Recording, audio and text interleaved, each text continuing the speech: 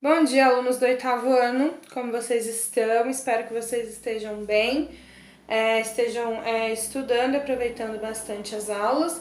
Hoje nós vamos ter aula de história, tá? Em reposição à aula de terça-feira que a gente fez de geografia.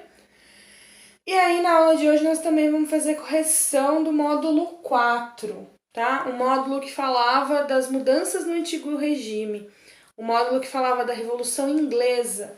Então, hoje nós vamos corrigir as atividades a respeito da Revolução Inglesa. Junto com essa correção, a gente já vai fazendo uma revisão desse conteúdo, uma retomada, né? E aí, depois eu vou deixar para vocês umas atividades para vocês fazerem, né? Umas questões para vocês fazerem lá no plural para me mandar como atividade para a aula de hoje, tá? Então, agora vamos para nossa correção. Oi, gente, vamos lá então para nossa correção, tá? Então, esse módulo falava das mudanças do antigo regime e da Revolução Inglesa, né? De todos os pontos e contrapontos de uma das primeiras revoluções contra a monarquia da Europa. Então, a primeira atividade, a gente tinha que pegar os textos, eles vieram, né, sem títulos. E aí nós tínhamos que pôr subtítulos nesses textos.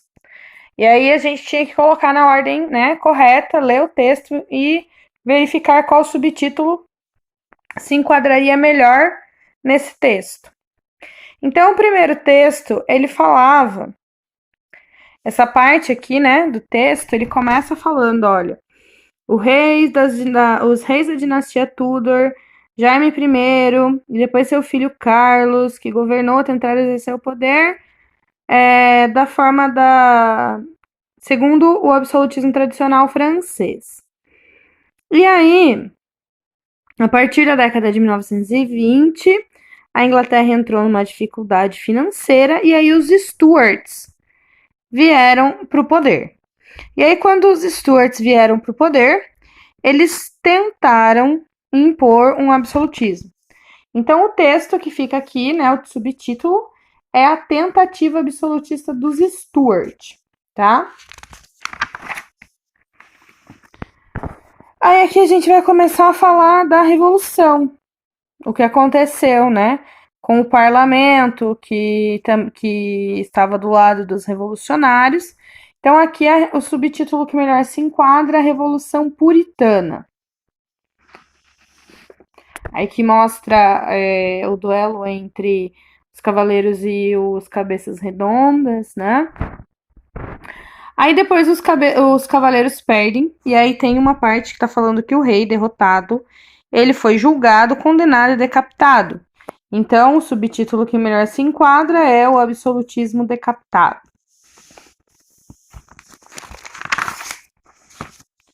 Bom, com o absolutismo decapitado veio a República Puritana. E aí, quem é que vai comandar essa República Puritana? O nosso Oliver Cromwell, um grande personagem desse módulo, né? O contraditório Oliver Cromwell. Então, o nome, esse subtítulo só podia se chamar a República de Cromwell. Vamos lembrar, gente, que o Cromwell, ele foi um personagem bem antagônico, bem contraditório, porque ele estava lá presente na Revolução. E aí, quando ele toma o poder, ele acaba assumindo características absolutistas. Por isso que a gente fala que ele é muito contraditório, tá?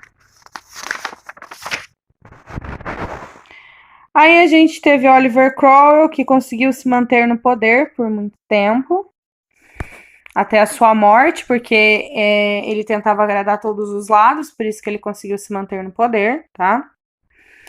E aí a gente vem para a Revolução Gloriosa. Revolução Gloriosa foi depois da última tentativa, né, da volta do absolutismo, o parlamento inglês que trouxe como o novo rei, o Guilherme de Orange. E aí, até hoje em dia, nós temos uma monarquia parlamentarista na Inglaterra. E por último aqui, a lei acima do rei, definitivamente. Então, quando definitivamente, acima de tudo, é a lei que vai reger, que é quando o Guilherme de Orange toma o poder, mas o parlamento, como ajudou ele a chegar ao poder, acaba impondo que ele vai obedecer ao parlamento, para que não haja novamente, né, um absolutismo que vá contra o parlamento igual tinha antes. Bom, aí aqui eu achei mais fácil a gente já ir aqui na resposta, tá? Então, esse quadro vocês tinham que completar. Daí, o que tá grifado é o que vocês tinham que completar. Então, qual foi a causa principal de toda essa revolução? Foi a tentativa absolutista dos Stuart, né? Os Stuarts tentaram trazer o absolutismo como ele era. Novamente, isso desagradou a população e acabou desencadeando a revolução. Provocou a reação do parlamento, de acordo com a burguesia e dos pequenos proprietários. Então, a reação do parlamento, a burguesia e os pequenos proprietários levaram à Revolução Puritana. Aí, a derrota na Guerra Civil levou à morte do rei, o absolutismo decapitado. Graças à vitória dos cabeças redondas, a burguesia inglesa teve seus interesses atendidos e condições para um grande desenvolvimento econômico. Em que época isso aconteceu? Na República do Cromwell. Depois de Cromwell, uma nova tentativa de controle monárquico foi respondido com a substituição de um rei por outro sem força para desafiar o parlamento, que é a Revolução Gloriosa e a nossa monarquia constitucional. Então, o parlamento colocou Guilherme de Orange como rei justamente, né? Porque eles achavam que Guilherme de Orange não teria coragem, e não teve mesmo, né? De desafiar o parlamento, e aí segue a monarquia constitucional até os dias atuais. E aí a Declaração dos Direitos de 89, que determinou os limites da ação dos reis, que era a lei acima do rei, definitivamente. Então o quadro de vocês ele tem que ficar dessa maneira. É muito importante entender os acontecimentos dos fatos, né? A Inglaterra era absolutista, veio a ser republicana com a Revolução Puritana e com o Cromwell, e aí depois voltou a ser absolutista. E até hoje é monarca, mas uma monarquia que obedece ao parlamentarismo. Então ela não é absolutista, né? Absolutista como o absolutismo raiz, o absolutismo inicial. Ela é monarca, tem uma rainha, porém obedece o parlamento, ok? Vamos ao teste agora, gente. O teste, ele tem um fragmento de uma série de acontecimentos que marcaram a chegada de Cromwell ao poder. E aí, durante seu governo, o que o Cromwell fez? Estabeleceu medidas que ampliaram a participação popular na política? Não. Lembra que o Cromwell tomou atitudes até mesmo que podem ser consideradas absolutistas, né? Realizou reforma agrária? Não dividiu as terras com as pessoas. Permitiu o livre comércio? Não. Lembra que a gente falou lá que a primeira coisa que ele fez foi os atos de navegação, que todo produto que entrasse e saísse da Inglaterra tinha que ser por meio de navios ingleses. Então, não podiam mercadorias europeias e coloniais transitarem pelos portos ingleses. Então, seu sobra D, que concentrou o poder em suas mãos e atendeu às demandas da burguesia comercial, que era da onde ele tinha tido apoio para formular a Revolução Puritana.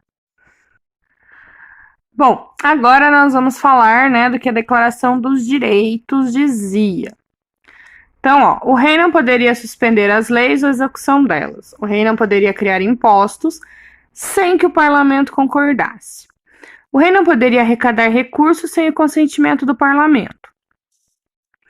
Isso vai transformar a Inglaterra em uma monarquia absolutista? Não. Monarquia teocrática? Não. Monarquia parlamentar? Sim. O poder do rei limitado pelo parlamento, né? Eu falei várias vezes, né? Monarquia parlamentar, que pode ser chamada de monarquia constitucional também. O que está errado na D? Que fala que é um rei parceiro da burguesia. E, na verdade, é um rei que, teoricamente, deve ser parceiro do parlamento, não da burguesia.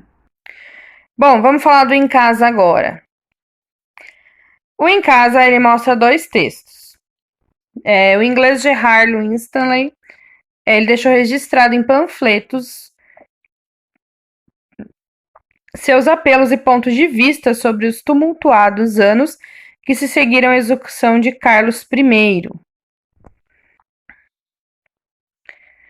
Bom, então o texto 1 dizia: enquanto reinava nesse poder régio num homem de nome Carlos, todas as espécies de povo queixavam-se de opressão.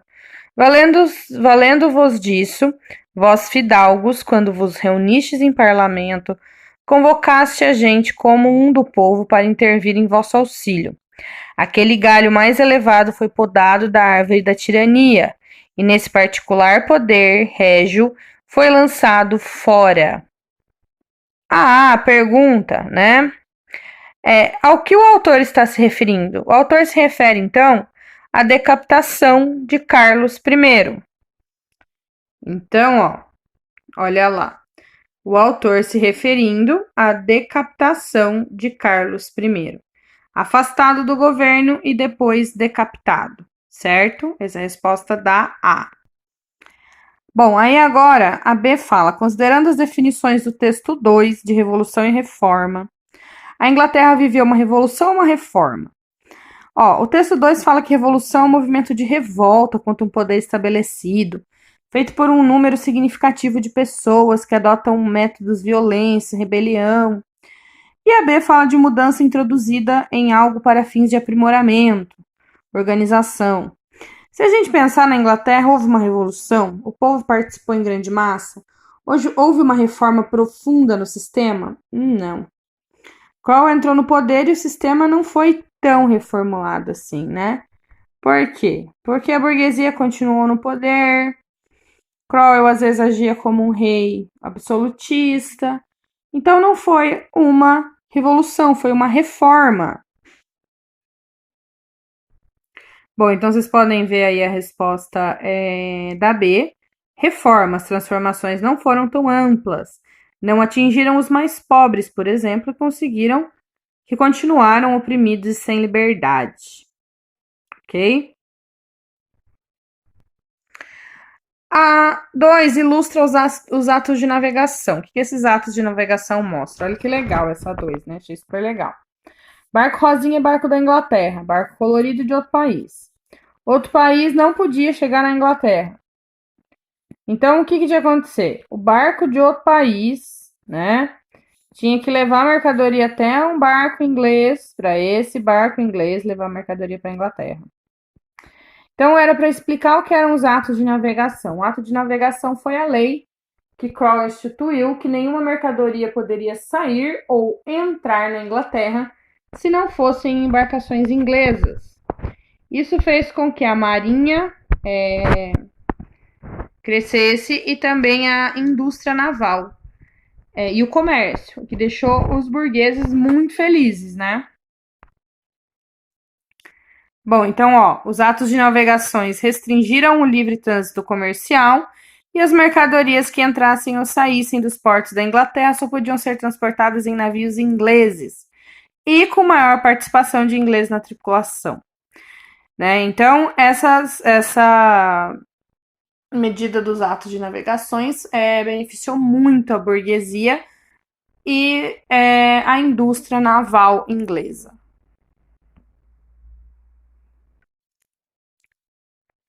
Bom, então aqui vocês deveriam escrever um texto, né? Que tá mostrando aqui, no A, Rei Jaime tentou governar segundo o absolutismo francês clássico. Em B, o rei Carlos entrou em conflito com o parlamento, tá? Em C, houve a revolução e o rei foi decapitado, tá? Em D, o Cromwell estabeleceu medidas que agradou os burgueses. A morte de Cromwell levou ao restabelecimento de um absolutismo. Olha esse desenho aqui que interessante. Bora focar ele aqui para vocês. Ele mostra Guilherme de Orange sendo chamado pelo parlamento para governar a Inglaterra. Achei muito bonitinho esse desenho aqui. Bom, aí aqui. O sogro do Guilherme de Orange tentando mandar mais que o parlamento, e aqui ele sendo mandado embora, e aí o parlamento que fica mais forte que o rei, e o rei passa, né, a reger de acordo com o parlamento, tendo então uma monarquia constitucional. Então essa era a ordem e vocês deveriam escrever um texto. Então essa questão, ela, obedecendo essa ordem aí que eu falei para vocês, ela passa a ser uma questão um pouco pessoal, porque cada um tinha que escrever um texto de acordo com o que tinha entendido, tá? E aí eu dei uma olhada nos textos de vocês lá, na média tava bom, bonzinho, certo? Então nas duas a gente vê a rainha sendo representada, né? De maneira suntuosa, bem bonita, bem desenhada, né? A gente vê imagens que remetem à monarquia inglesa, mas Elizabeth II, ela é representada mais idosa, né? Com um sorriso mais largo, com um olhar mais afetuoso, mostrando que não existe mais aquele negócio de endeusar os reis, que os reis são sempre lindos, não envelhecem, e que o rei tem que ser sério, então é uma forma um pouco mais descontraída. Então, essa seria a principal diferença. Então, gente, esse foi o módulo de correção. Espero que vocês façam a correção. Vai ter uma lista de exercícios para vocês fazerem e me mandarem. Tenham um excelente final de semana. Uma boa Páscoa na medida do possível, né? Afinal, chocolate pode comer, só não pode ter encontros, reuniões, festas. Continue se cuidando até semana que vem, gente.